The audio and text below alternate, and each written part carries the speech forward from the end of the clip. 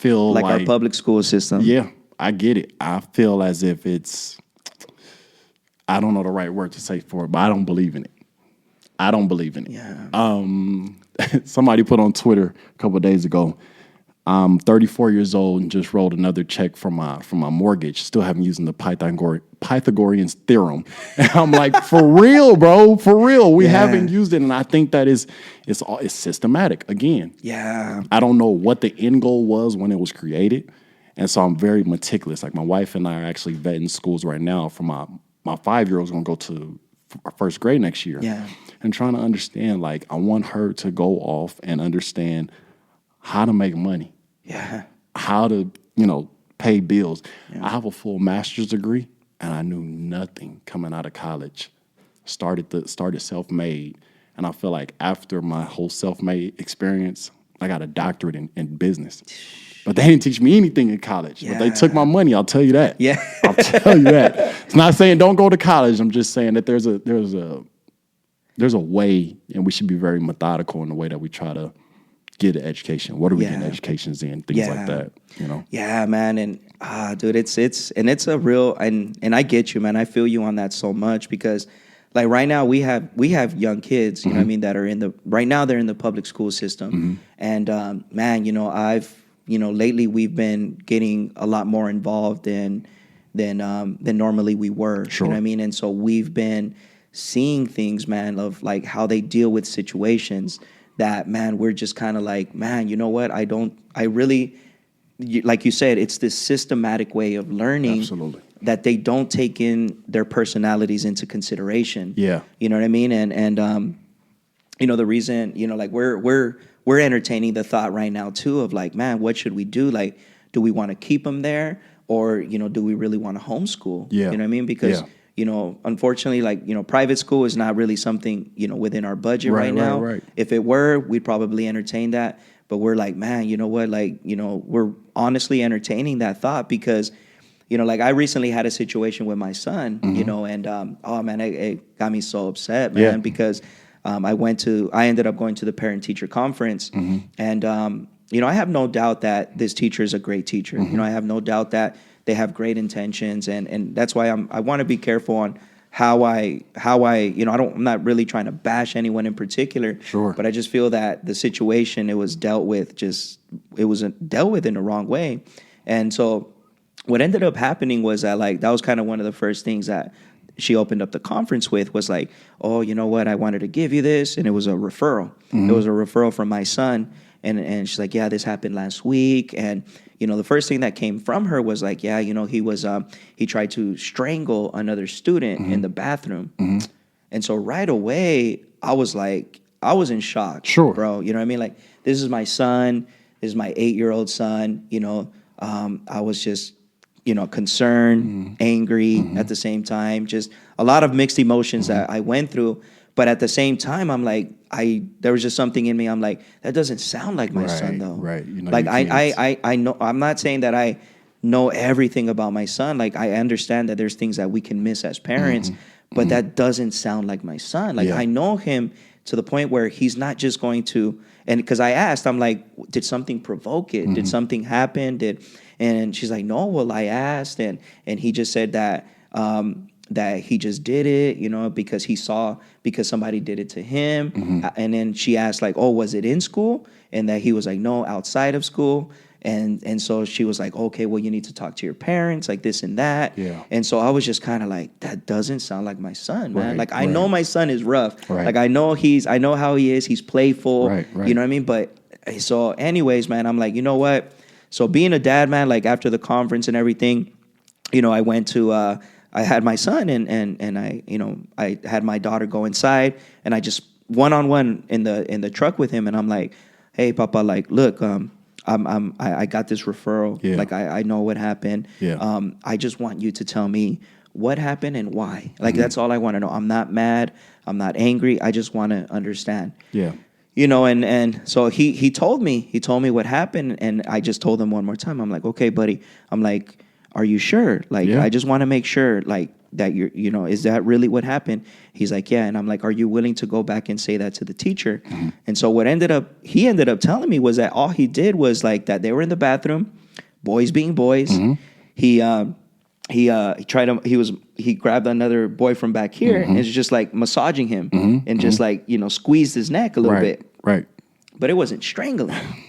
And so I'm like, and he does that to me. Yeah. Like, he does that to me. He does that to my wife. Like, it's you know what I mean? Yeah. And I'm like, that sounds like him. Yeah. So I went back. I'm like, okay, we're going to go talk to your teacher, because if that's what you're saying, I don't understand why she's saying that.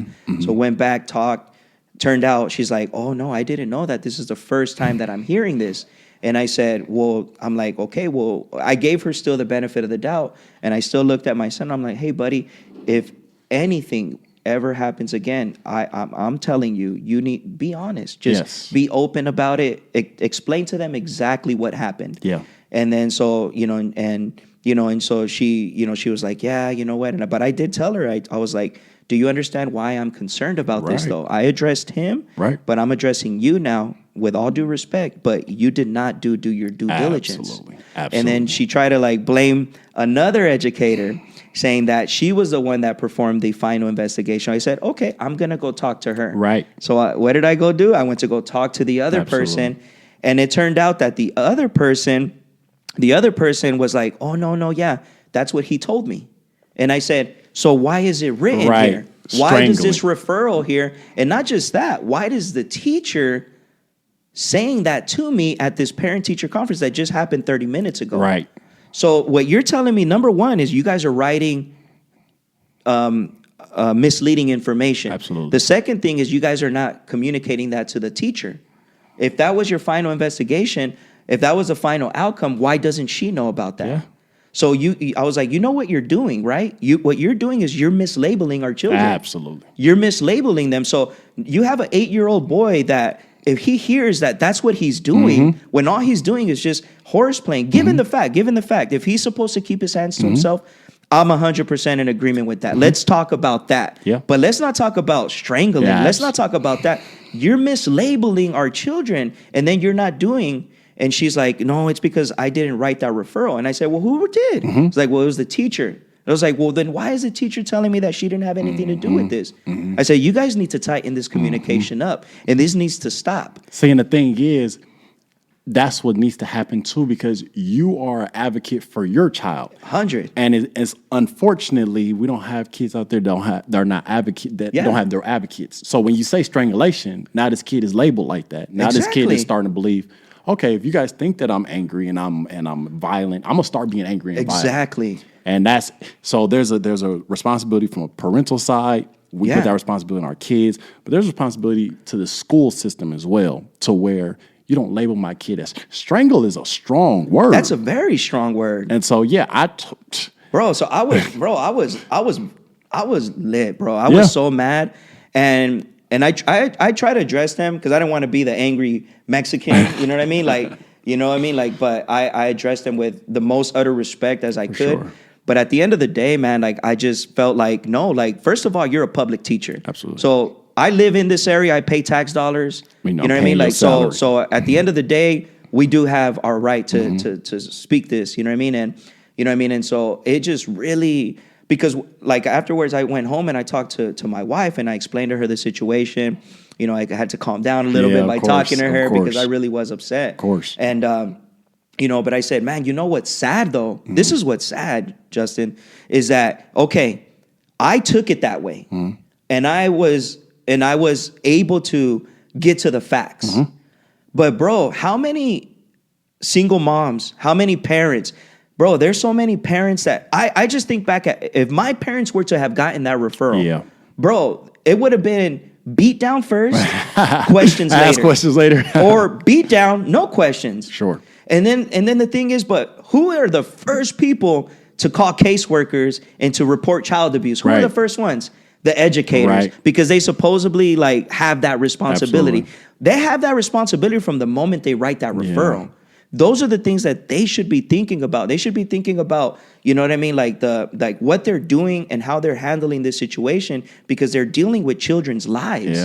And they don't understand that some of these kids aren't going to go home to both parents. Yeah. They aren't going to go home to a healthy life. Yeah. They're not going to go home to a healthy mom, to a healthy dad. They might be going home to a parent that is struggling with mental health issues. They might be going home through these things, and they might become a victim of child abuse now because of what? Because of a referral that was not thoroughly investigated. Absolutely, man. You know what I'm saying? So right. so I was like, man, like, you know what I mean? Like, Hey, I hear you, man. Because I mean, fortunately, my dad. I mean, we talked about him a little bit off camera, but so hardcore. But he's an advocate for his children. Yeah. And so if something happened, we get in trouble.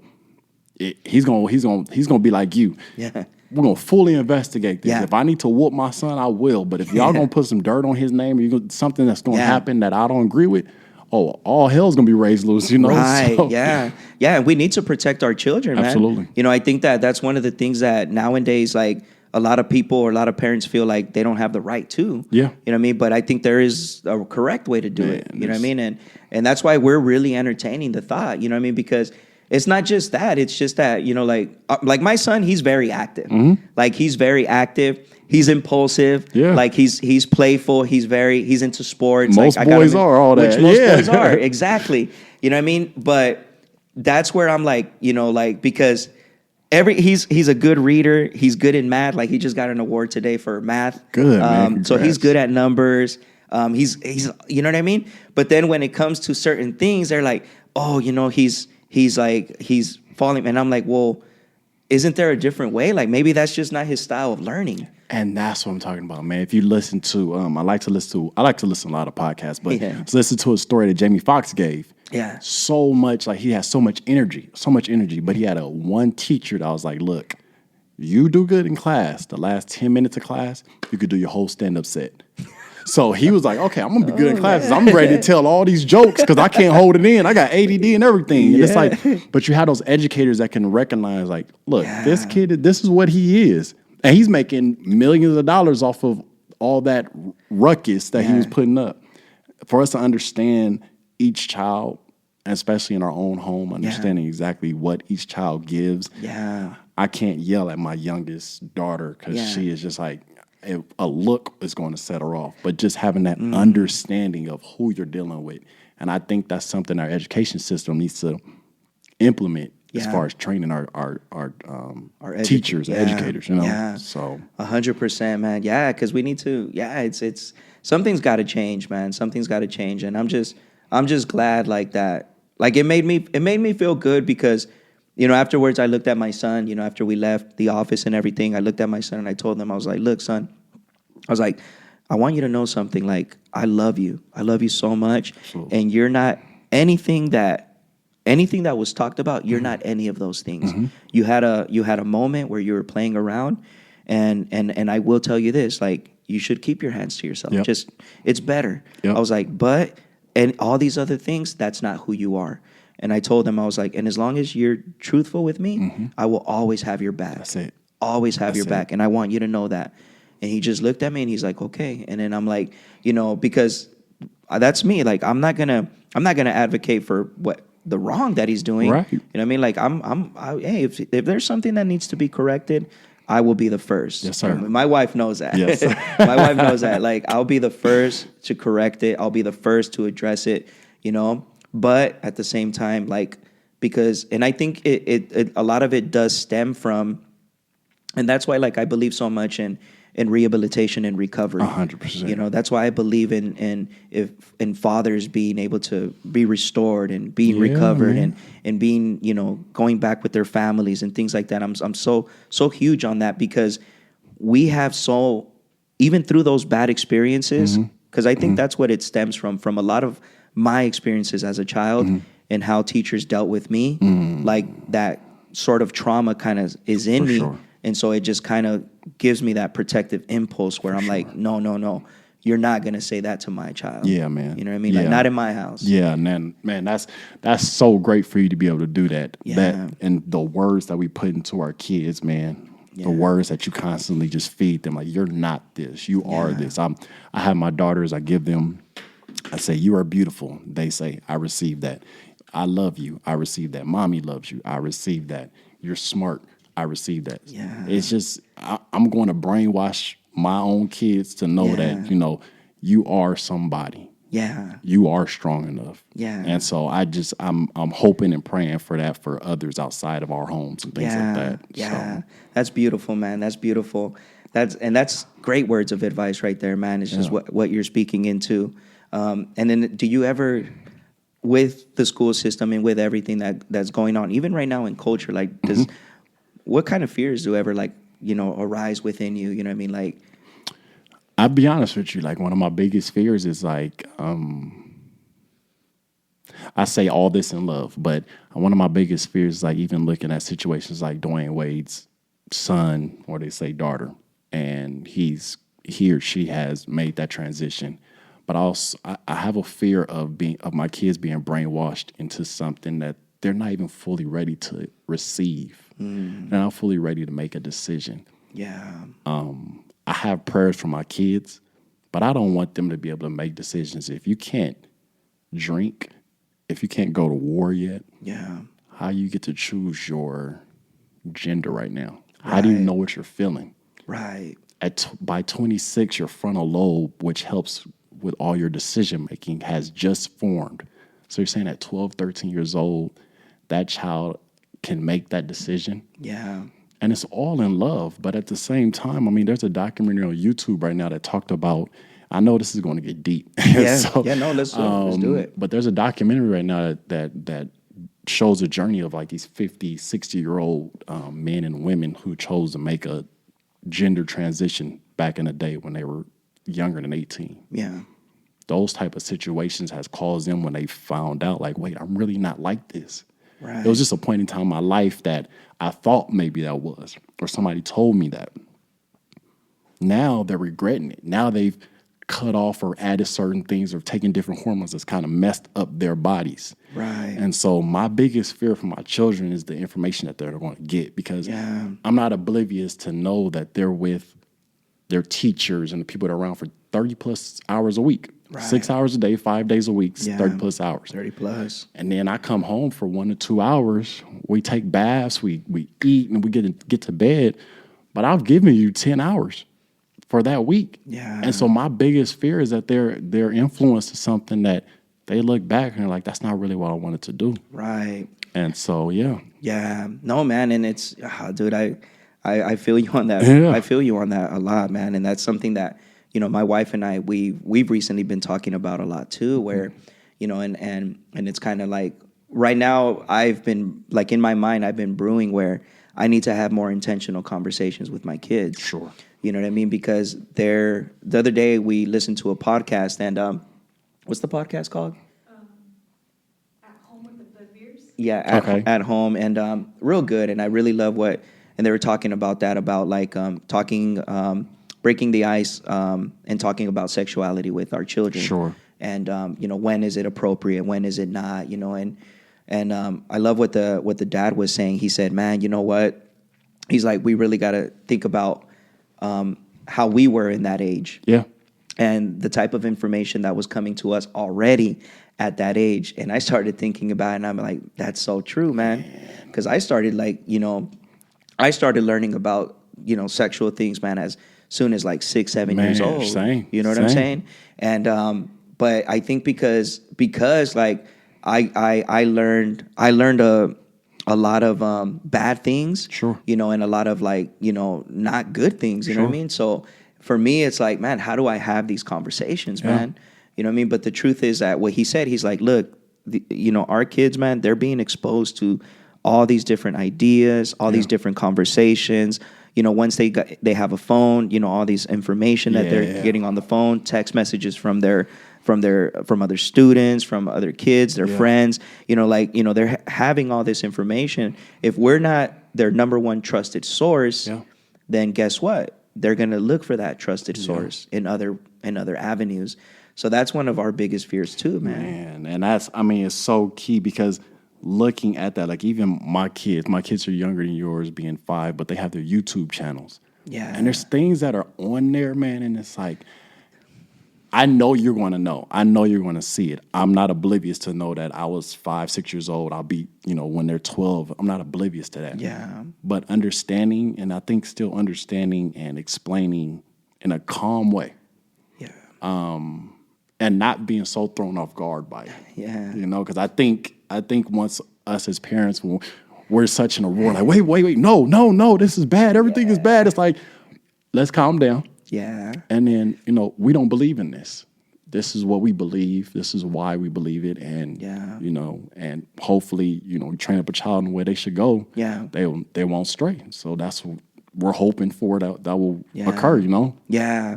Yeah, no, I love that approach. I love that approach.